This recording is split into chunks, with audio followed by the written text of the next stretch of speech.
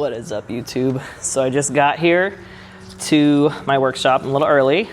Let's go, that never happens. But we made it a priority, made it happen. So I am right now disassembling some of my pothos propagations. All right, so they've been sitting in water for a while. You can see they've got their little roots. And so now I'm gonna share them with my girlies. So I'm putting them into different little containers. This one is from Big Spoon.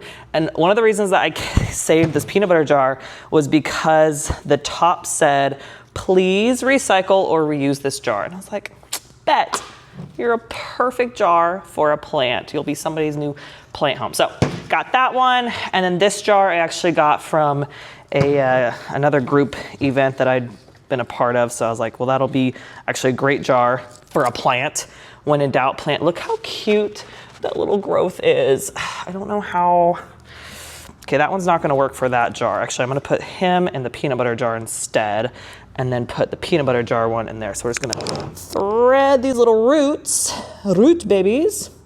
Fun fact, all you need for like a pothos propagation is just a node. You just need one node, and then you're gonna be able to get babies out of it. So yeah, he's now in there and we'll be Gucci. So I have 2 of those, and this jar is like way too small. This was a jam jar from Oregon. Shout out to Packer Orchards.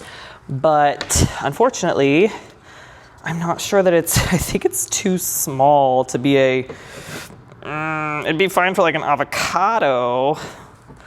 Yeah, maybe this one gets a water bottle. This bad boy, look at all the roots on this one. He's ready to actually go into dirt. Like honestly, you could put any of these in dirt at any point, but this one is perfect for dirt. He's not like, he doesn't have weird growths or anything. He's like a perfect, like, look how perfectly just planted he is. Wow, that doesn't happen very often. Usually they end up like this one, where they're just like long, and what do you even do with this? I'll tell you what you do. You drape it over your window and he just cascades down, and it's fantastic. Anywho, so as you can see, I am alone. This posing workshop has turned into my worst attendance ever. And I think some of that is because people heard the phrase like plant swap, and they just like blurred posing workshop out of it. I don't know if you see the space, like we're gonna be posing. The plants are just extra. Anywho, you live and learn, won't be doing this again, but it's kind of fun to bring my plants and show somebody that's not my husband. I don't lose, I learn. And that's what this was. This is a big lesson in just like staying in the lines, right? I tried to color outside the lines and nobody wanted to color with me, and that's okay. So we're gonna come back in the lines and we'll be just fine. All right, here is the spread. Got a couple samplings. First Form Hydration Sport. First time that I'm having this one here. Salted lime. I've had this one a couple times now, and there's a few left, so I brought the leftovers. And then I just like to like reiterate, this is why I'm bringing this here. There is a reason, and that is that my first person is here. Aw, I know, I forgot.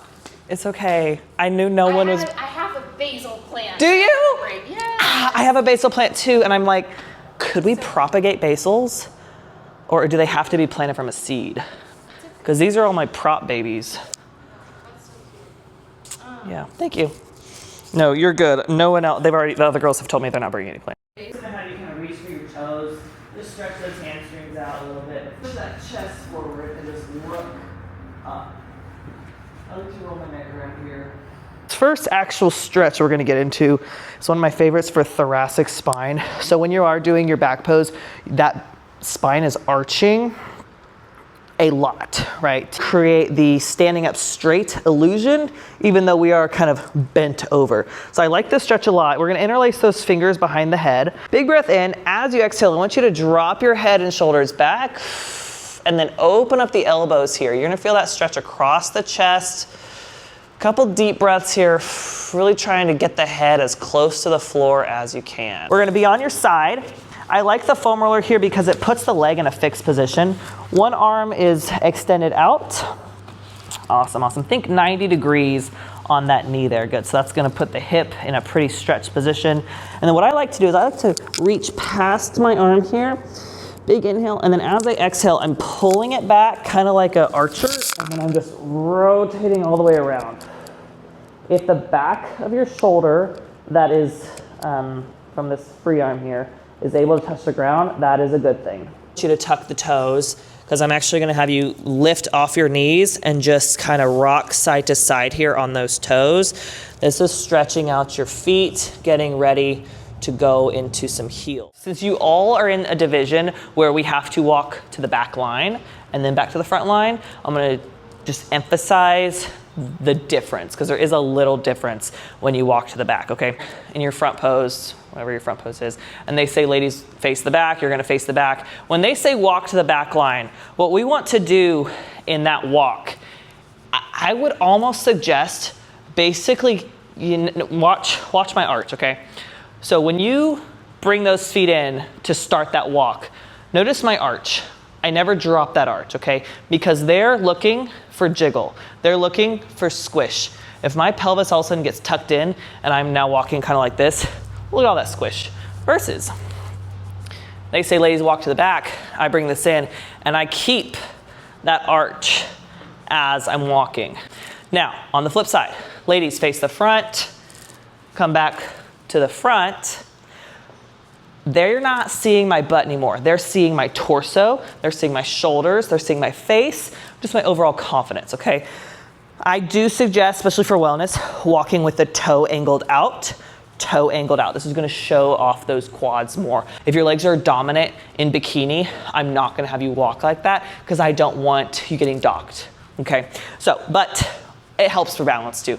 So I'm walking like this, not necessarily arching as much as I was before, but now I'm focusing more on presentation, okay? So when you guys are walking to the back, as your coach, I'm looking at the glutes, I'm looking at how is she moving, does she look stiff, or is this a really nice walk? When you're walking back to the front, I'm looking at your face, I'm looking at your shoulders, that kind of thing. Even though you're not really judged on the walk itself, you are judged on your physique. So we wanna make sure that you're showing the best in your physique that we can inside of the walk.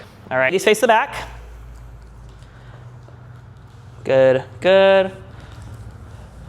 All right, from here, we'll make posing tweaks in a bit, but I'm looking at the walk specifically, because that's one thing that I do notice with posing workshops that gets dropped is working on the walk. Okay, ladies, let's take 3 steps to that back line. Everyone sees the pink line that's up there? I want you to walk to that pink line, okay? Perfect, so we're gonna take that step and then think again, and Linda, you're in the best spot here. Remember what I said about keeping that arch. So when you bring those feet in, your butt is still pushed back to the judges. And then we're gonna walk. Opposite arm, opposite leg, just keeping it nice and controlled. All right, let's take those 3 steps to the back line. Very nice, good. Everyone paid attention in class.